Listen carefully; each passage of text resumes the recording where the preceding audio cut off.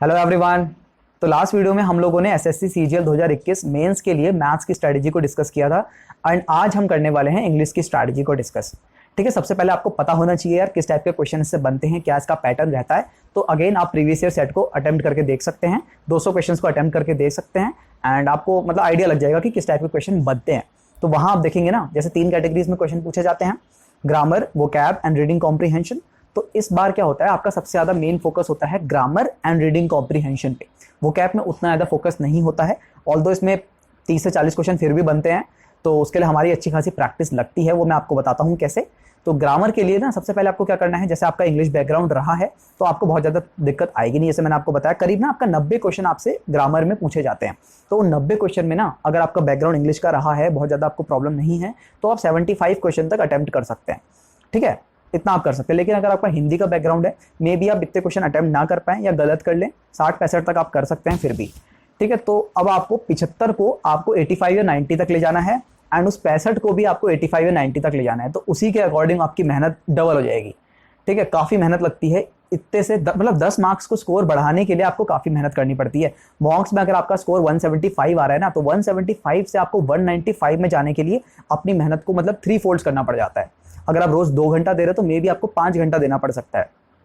तो यही है यार, इसीलिए ना जब मैंने प्रिपरेशन की स्टार्ट की थी, जो मुझे ग्रामर के रूल्स पहले से मालूम थे मैंने उसी को रखा एंड मैंने कुछ भी नया नहीं पढ़ा। मॉक टेस्ट के दौरान जैसे जैसे क्वेश्चन आते रहे तो उसी के दौरान मतलब जैसे भी थे वो मैं वैसे ही सॉल्व करता रहा। इसके लिए मैंने कुछ भी नहीं पढ़ा था। मेरे मार्क्स ऑन एन एवरेज आने लग गए थे, 180 के अराउंड आने लग गए थे एंड अल्टीमेटली भी इतना स्कोर मेरा रहा था 182.5। तो मैंने नोटिस किया कि यार 180 अगर मेरे आ रहे हैं तो 180 से अगर मुझे 190 में जाना होगा ना, तो मुझे बहुत ज़्यादा टाइम वेस्ट करना पड़ेगा, मतलब वेस्ट नहीं इन्वेस्ट करना पड़ेगा। एंड जहाँ इस टाइम को मैं इन्वेस्ट इसमें करता, उतने में मैं मैथ्स की प्रिपरेशन अच्छी कर ली मैंने। ठीक है, उसमें अपनी स्पीड बढ़ा ली। तो मेरा मेन एम यही था कि यार भले इसमें मैं इतना ना कर पा रहा हूँ, अपनी मैथ्स की प्रिपरेशन को अच्छी रखता हूँ एंड 200 में से 200 मार्क्स अटेन करना ही मेरा मोटिव था उसमें। तो अब वो थोड़ी बहुत सिली मिस्टेक हो गई, चलो वो बात की बात है। तो यही है यार, अगर आपको लगता है कि आपको 10-15 मार्क्स और बढ़ाने हैं ग्रामर वगैरह में, तो आपको अपनी प्रिपरेशन को डबल करना पड़ेगा, डबल आपको टाइम देना पड़ेगा। ठीक है, तो ग्रामर के लिए अगर आपको कहीं भी डाउट लगता है तो आप ग्रामर रूल्स फॉलो करके देख सकते हैं। ठीक है, ग्रामर रूल्स के लिए मैंने आपको बताया नीतू सिंह वॉल्यूम 1 को ही आपको फॉलो करना चाहिए, इसमें बहुत अच्छे से आपको समझा रखा है, तो इसको आप फॉलो कर सकते हैं। ठीक है, चैप्टर वाइज पढ़िएगा, उसके बाद इसके क्वेश्चन दे रखे हैं साथ में, तो इसको आप कर सकते हैं। ठीक है, इसके साथ ही अगर आपको इसकी प्रैक्टिस करनी है तो प्रैक्टिस के लिए आपको फॉलो करनी चाहिए किरण पब्लिकेशन की बुक। बहुत सारे इसमें क्वेश्चन दे रखे हैं, तो आपकी प्रैक्टिस बहुत ही अच्छी हो जाएगी इंग्लिश के लिए। ठीक है, तो यहाँ से आप ग्रामर कंप्लीट कर लीजिएगा। इसके बाद आता है आपका वोकैबुलरी वाला पार्ट। ठीक है, वोकैबुलरी वाला पार्ट तो नीतू सिंह वॉल्यूम 1 में जो भी दे रखा है वो आपको अच्छे से करना है। इसके साथ ही आपको एमबी पब्लिकेशन या ब्लैक बुक, इन दोनों में से कोई एक बुक को बहुत अच्छे से कंप्लीट करना है। ठीक है, एमबी पब्लिकेशन मैंने फॉलो की थी तो मुझे इसके बारे में ज़्यादा नॉलेज है, ब्लैक बुक के बारे में मतलब सुना है बट उतनी मुझे पता नहीं है इसके बारे में। तो एमबी पब्लिकेशन में बहुत ही सारी वोकैब्स आपको दे रखी हैं, 6-7 हज़ार वोकैब्स दे रखी है, तो अच्छे से आप इसको करके जाइएगा। ठीक है, तो यहाँ से ये हो जाएगा। हाँ, इसमें थोड़ी बहुत एक आध जो नेगेटिव पॉइंट्स मैं कहूँगा वो ये है कि एडियम फ्रेजेस वाला जो पार्ट है वो केवल हिंदी में ही दे रखा है, जैसे मीनिंग एक्सप्लेन की होती है ना, तो वो हिंदी में ही दे रखा है। बाकी ऐसी कोई प्रॉब्लम नहीं यार, हिंदी में भी आप समझ जाएंगे। तो हमको क्या क्या होता है बेसिकली उसकी मीनिंग समझनी आनी चाहिए ना, तो अगर आप हिंदी में भी समझ रहे हो तो उससे हो जाएगा। तो यहाँ से ये हो गया एंड वोकैबुलरी। उसके बाद ना जैसे आप मॉक टेस्ट दे रहे होंगे, जिन भी वोकैब्स में आप फंस रहे हैं मॉक टेस्ट के दौरान भी, तो उसको भी आपको अपनी सेपरेट जो कॉपी आपने बनाई होगी ना उसमें आपको नोट डाउन कर लेना है।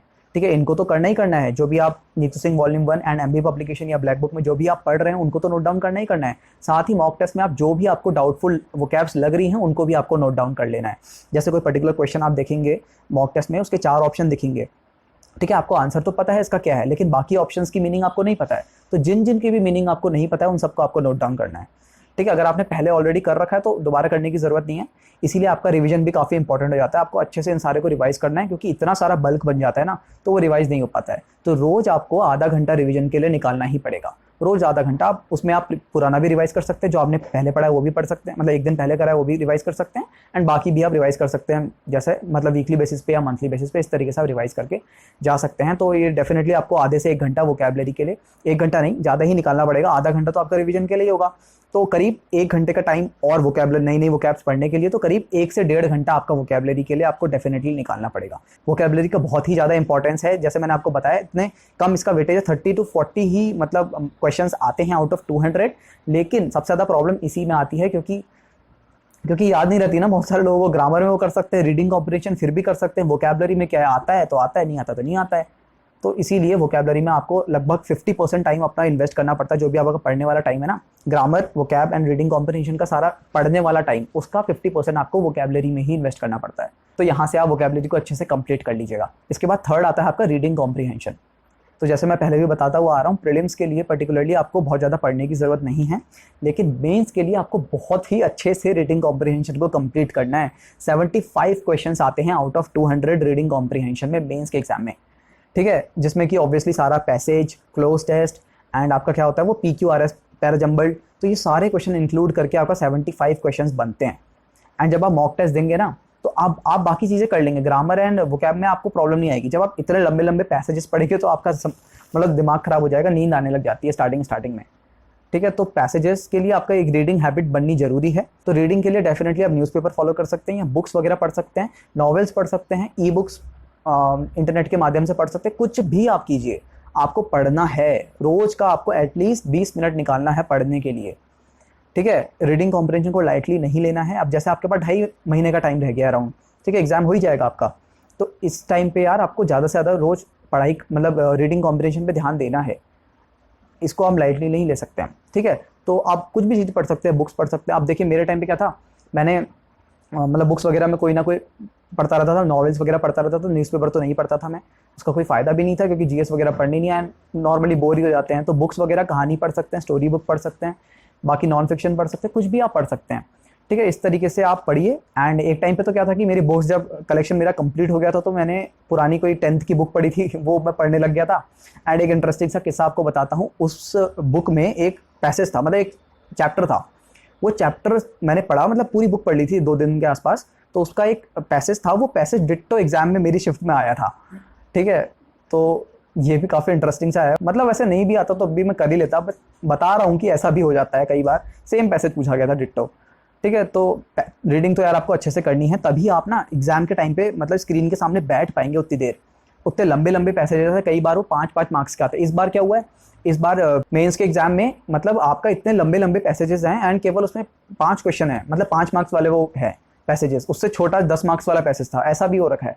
तो रीडिंग आपको अच्छे से करनी है, ठीक है। किस तरीके से आप कर सकते हैं वो भी आप देखिए। जैसे मैंने जब स्टार्ट किया था, एकदम मतलब पढ़ने की मुझे आदत नहीं थी बहुत ज़्यादा बुक्स वगैरह, तो स्टार्टिंग में मैं क्या करता था, कोई भी मैं जैसे पैसेज पढ़ रहा हूँ, पैराग्राफ पढ़ रहा हूँ, तो मैंने एक बार पढ़ा, कई बार मुझे एक बार में थोड़ी प्रॉब्लम होती थी समझने में, 2 बार पढ़ता था, 2 बार पढ़ा तब जाके अच्छे से समझ में आता था। फिर नेक्स्ट पैराग्राफ पढ़ा, उसको भी 2 बार रिपीट किया। इस तरीके से स्टार्टिंग में मतलब 1 हफ्ता 2 हफ्ता मैंने ऐसे ही किया। जब थोड़ी हैबिट बनने लगी तो उसके बाद मैं कंप्लीट मतलब पूरा चैप्टर पढ़ता था, इस तरीके से कवर करता था, तो उसमें कोई प्रॉब्लम नहीं हुई, ठीक है। तो रीडिंग आपको इसकी हैबिट डालनी ही होगी, ठीक है। इस तरीके से आप grammar, vocab and then reading comprehension को अपना स्ट्रॉन्ग कर सकते हैं। अब इतना होने के बाद आपको मॉक टेस्ट को किस तरीके से अटेम्प्ट करना है, ठीक है। जैसे आपका मॉक टेस्ट आएगा, अगर आपको स्टार्टिंग में या कहीं भी किसी भी पॉइंट में आपको दिख रहा है पैसेज, रीडिंग कॉम्प्रिहेंशन वाला पार्ट दिख गया, ठीक है, आपके मॉक टेस्ट के दौरान, तो आपको उसको छोड़ देना है। रीडिंग कॉम्प्रिहेंशन हमको एकदम लास्ट में करना है, इस चीज़ को आपको ध्यान रखना है।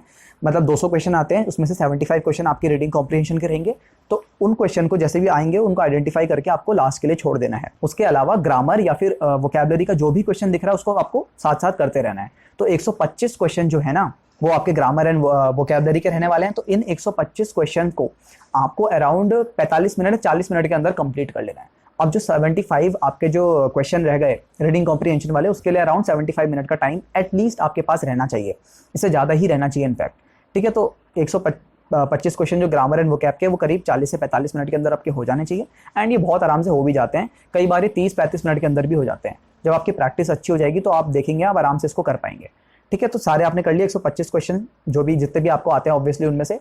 एंड आखिरी के 75 क्वेश्चन को आपको लास्ट में अटेम्प्ट करना है। एंड इसमें भी आपको थोड़ा आइडेंटिफाई करना है कि कौन से क्वेश्चन को मैं पहले करूं। अब जैसे मैं क्या करता था, जो आपका PQRS वाले क्वेश्चन है, पैराजम्बल वाले, उसको पहले करता था, जितने भी हैं एग्जैक्टली मुझे ध्यान नहीं, 10-15 आते थे या 20 आते थे, जितने भी आते थे उसको मैं, हाँ 20 आते थे जहाँ तक मुझे ध्यान है, उन क्वेश्चन को मैं पहले कर लेता था। अब बच गए 55 क्वेश्चन, उसमें उसके बाद आता था क्लोज टेस्ट वाला, उसके बाद मैं क्लोज टेस्ट को अटेम्प्ट करता था। एंड जो पैसेज वाले क्वेश्चन हो गए ना, पैसेज शायद 4 पैसेज होते थे 10-10 मार्क्स का एंड 5-5 मार्क्स के, तो इनको एकदम लास्ट में करता था। उसमें आप आइडेंटिफाई कीजिए कि कौन सा छोटा है, कौन सा बड़ा है पैसेज, कौन सा ईजी लग रहा है उसको पहले कर लीजिए, एकदम डिफिकल्ट वाले पैसेज को आप लास्ट के लिए छोड़िए, ठीक है। इस तरीके से आप सारा का सारा कंप्लीट कर सकते हैं।